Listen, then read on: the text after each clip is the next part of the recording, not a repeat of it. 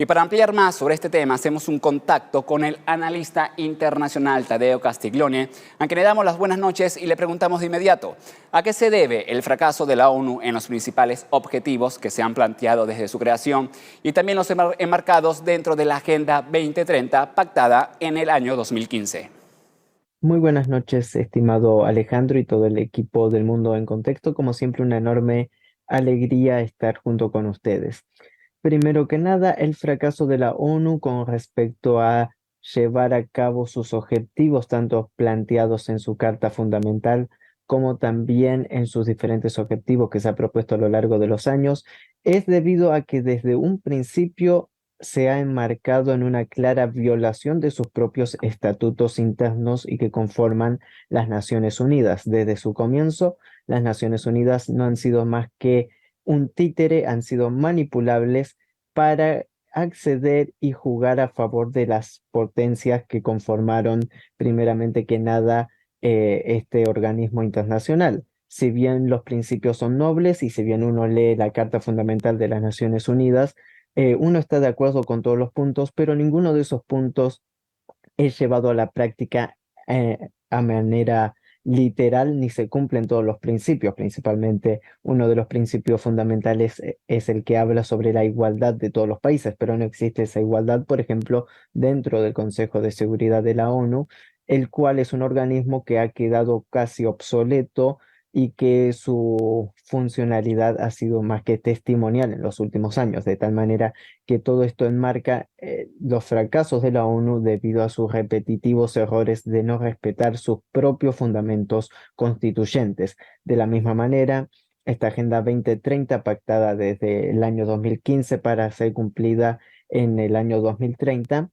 si bien uno puede estar de acuerdo con casi todos los ítems, las maneras de llevar a cabo estas políticas imponiéndolas, al igual que se han impuesto desde la OMS, de la Organización Mundial de la Salud, o igual que la OMC, la Organización Mundial de Comercio, entre otros organismos, han ido imponiendo ciertas características que violan los derechos fundamentales de los países y de las soberanías nacionales, por lo cual, si bien pueden ser de alguna u otra manera interpretados como justos, las diferentes tareas y las diferentes proyecciones, los diferentes aspectos de estos proyectos, a la misma vez el modo de llevarlos a cabo viola claramente otra vez las cartas fundamentales de la ONU, por lo cual el principal fracaso de la ONU es que no ha sabido hacerse respetar y por eso también diferentes potencias emergentes han abierto el juego internacional por fuera de las Naciones Unidas. Y bien, los llamados a una reformación de la ONU no son nuevos. Chávez y Fidel fueron los pioneros hace más de 20 años. Pero ¿por qué ahora esa frase vuelve a retumbar las paredes de la Asamblea General de las Naciones Unidas? Como bien lo mencionas, este llamado a reformas democráticas dentro de las Naciones Unidas no son nuevas, siempre se han escuchado incluso por los grandes líderes panarabistas y panafricanos, llevando desde Abdelgamel Nasser, pasando por incluso el mismo Muammar al-Gaddafi, que en el año 2009, de una manera heroica y de manera justa, cantó y dijo todas las verdades delante de la ONU y incluso se atrevió a romper las cartas de Naciones Unidas y tirárselas delante en la tribuna porque no se cumplen esos principios.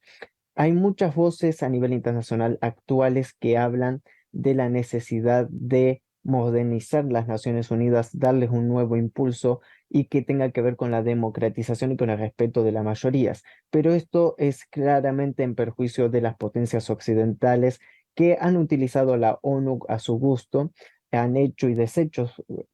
a través de la ONU, han llevado a cabo invasiones, tanto legales como ilegales, y la ONU no tiene poder para frenar estos poderes. Una democratización de la ONU que le dé el poder al sur global sería una gran transformación, pero con la ONU tal como está actualmente es imposible, de tal manera que incluso las votaciones de la ONU son prácticamente simbólicas. Han pedido en reiteradas ocasiones que se levante el bloqueo contra Cuba y nadie hace nada. De la misma manera con el cese de la usurpación de parte del Reino Unido de las Islas Malvinas o el que Israel se sienta a negociar con las autoridades palestinas, pero nada de esto sucede. ¿Por qué? porque hay otros factores minoritarios que se hacen valer por sobre el valor y el voto de las mayorías. De esta manera, nuevamente, estas voces son necesarias.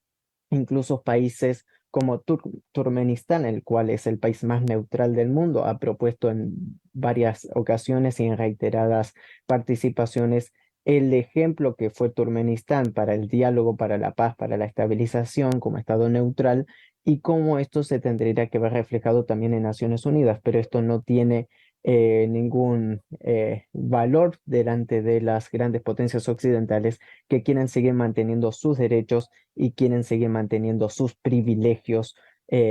por sobre la mayoría de los países. Por lo cual, mientras no haya esta gran transformación dentro de este organismo, todo va a seguir tal cual como ha seguido hasta ahora, en perjuicio de las mayorías mundiales, principalmente del sur global. Muchas gracias, Tadeo, por estar con nosotros esta noche y darnos tus apreciaciones sobre la reformación y democratización de las Naciones Unidas. Para terminar, la ONU se ha constituido en un organismo que defiende una democracia vista desde la perspectiva occidental. Y en ese camino se ha eliminado cualquier otra visión del mundo. Pero a lo largo de estos días han sido muchas las voces que piden que se amplíe esa perspectiva hacia una verdadera democracia dentro de las Naciones Unidas. Con esto le ponemos el detalle al contexto. Buenas noches y volvemos contigo, Carlos. Muchísimas gracias, Alejandro, por este repaso en detalle sobre esta iniciativa de reformar las Naciones Unidas. Importante y llamativo lo que decía Tadeo al final. Mientras siga intacto el sistema de Naciones Unidas, tal cual como permanece, muy difícilmente se podrá solucionar los conflictos que aspira a resolver en 2030. Muchísimas gracias, Alejandro.